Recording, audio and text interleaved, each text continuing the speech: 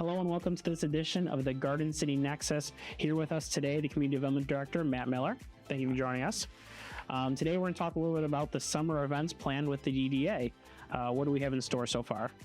So we've got a lot of events planned for the DDA for this year. We have 3 Lucky Squirrel events that are planned and also the chili cook-off. The first Lucky Squirrel event is on May 17th. The next one is July 19th. And the final one is September 20th. Yep. And so the residents can save that date now. The chili cook-off is September 27th, the Saturday. Yes, Saturday the 27th.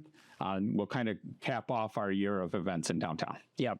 And then I know there's a few others in development. We'll probably release more of that information on the DDA's Facebook page. If you're not following them, Downtown Garden City on Facebook. Hopefully to bring some new events. But let's focus on the ones we have scheduled. The Lucky Squirrel. This has been a long-standing event in the DDA. I believe it dates back to when the Straight Farmhouse used to run it on their property before it moved downtown. What does it look like? What does May 17th look like for the Lucky Squirrel?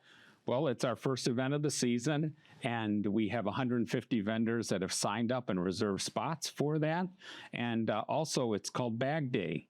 For what is Zeffy the Squirrel? With Zeffy the Squirrel. Yeah, we have to have the squirrel. And this is where you can go on and actually we're asking that you register to get a free bag for the event. So a free shopping bag that has Zeffy the Squirrel on it. And Zeffy's a program that actually we're utilizing to register your email, and then you will have a QR code to show us to get the bag. Why we're doing this is, number one, we want to, of course, increase foot traffic for the event, and we also want to be able to start to build a email list for customers, and so that we'll be able to communicate future events that are going on. Also, the shopping bag idea came out of kind of the DDA to encourage people to shop. Of course, shop at the Lucky Squirrel, and of course, all of our new businesses in downtown. Yeah, we hope to see a lot of filled bags. Yes, we do. We kind of tried this a little bit last year with some bags that we gave away without collecting the emails, and we saw they filled them. They definitely did while shopping at the Lucky Squirrel. You mentioned 150 vendors. It seems like those come from all over. Yes, we have a wide array of vendors that come.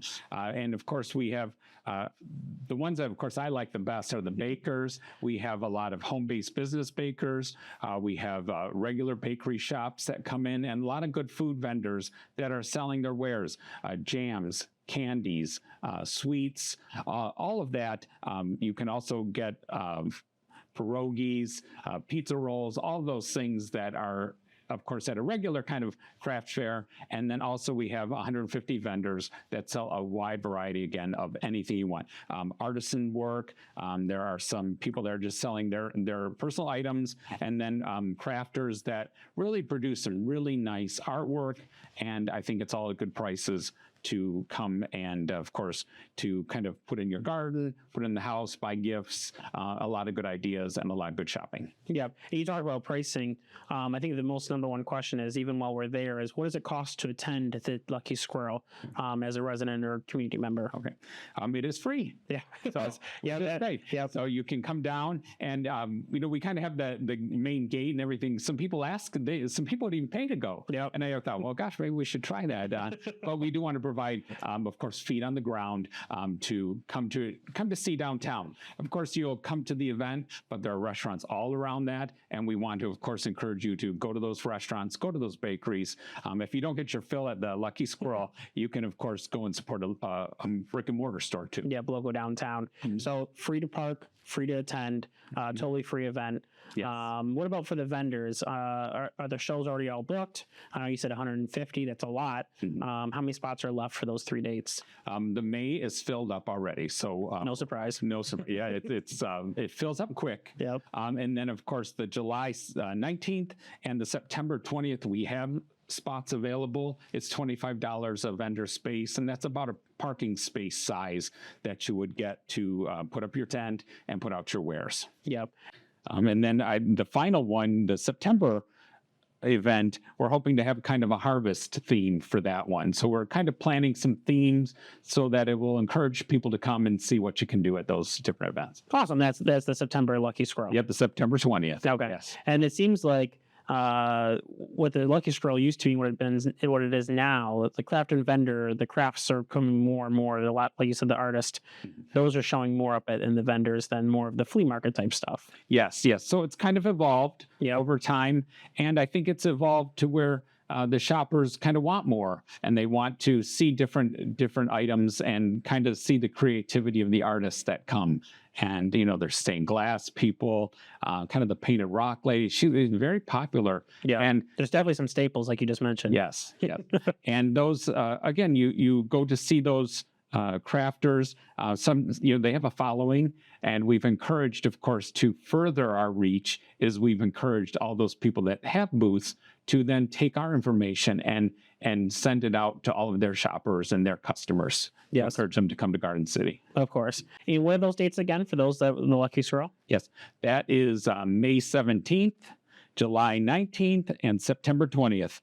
Please come and shop. It's from 10 till 3, and you can come and enjoy downtown. And of course, on May 17th, remember to register for your bag, get your QR code, and then get your shopping bag for, of course, that event in May, and then fill it up all year. Yep, of course.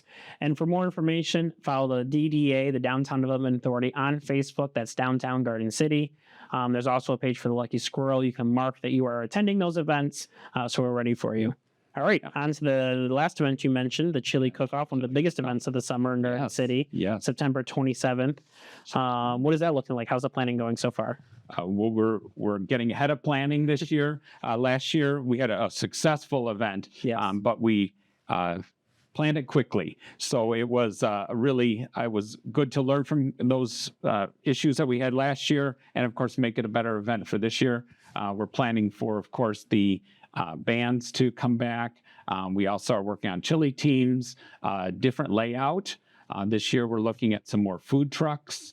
We're also going to have a cornhole tournament, and again, make it more of a community day. We're also kind of moving operations from the City Hall compound out onto Central Street. Yeah, we're going to have Touch a Truck. We're going to have the Papa Golf open again. Yep. We're going to be coordinating, getting some good kid events also for the day.